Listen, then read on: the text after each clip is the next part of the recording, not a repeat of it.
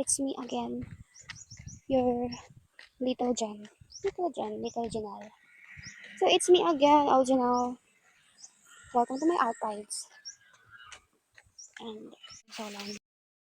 So yes, papunta ako ngayon I feel so lumbay.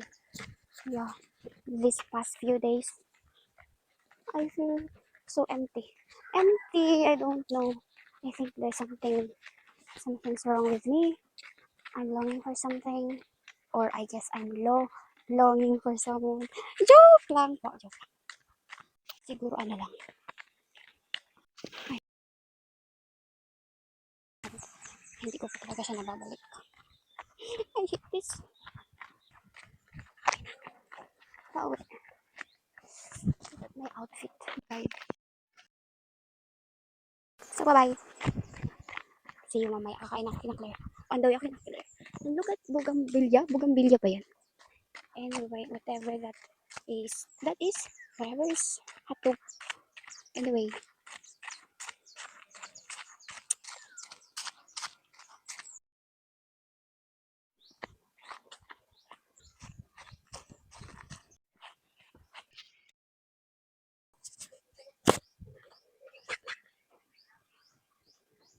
Ano si Claire? Tingnan natin si Claire.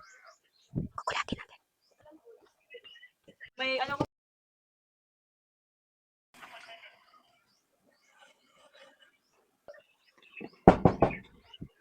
Ano?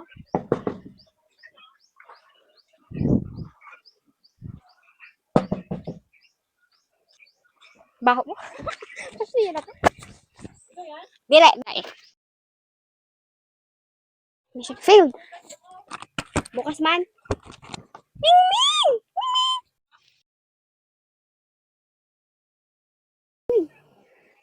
There. Easy. Easy kaya siya karon. Vlog. Uy, Nothing's wrong. hoy, ito nagbablog ka. Ililipat ko na kay agency. Isay, hello! Ay, halika dyan, mamamaano ako. Mababawasan kita. Saan naman? Bawal. Mabayolation kitang duwa. Anong violation? Gusto mo humaraan? Di ba 79 na yun? Ay, 80.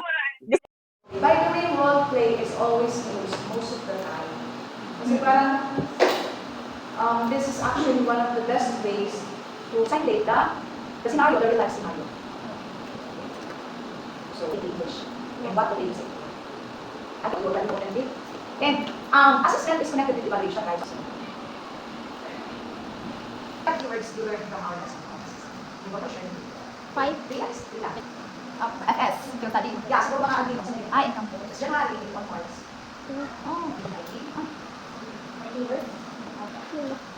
Assessment, evaluation, and incentive. Kasi I mostly use it. I think, ano yung assessment? It's your first day at work. Sa mga materials, yung mga, yes, ako din. May signage ng places. Kasi may mga, di ba pag kunwari bagong place, travel itinerary samples. Tapos, Hotel reservation. So, I have here a quick.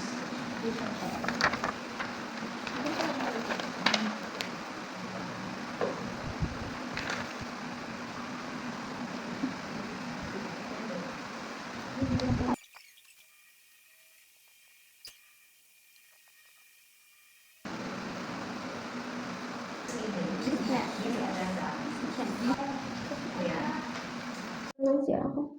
Nantok talaga ako. Nantok na ako. Ay, lang.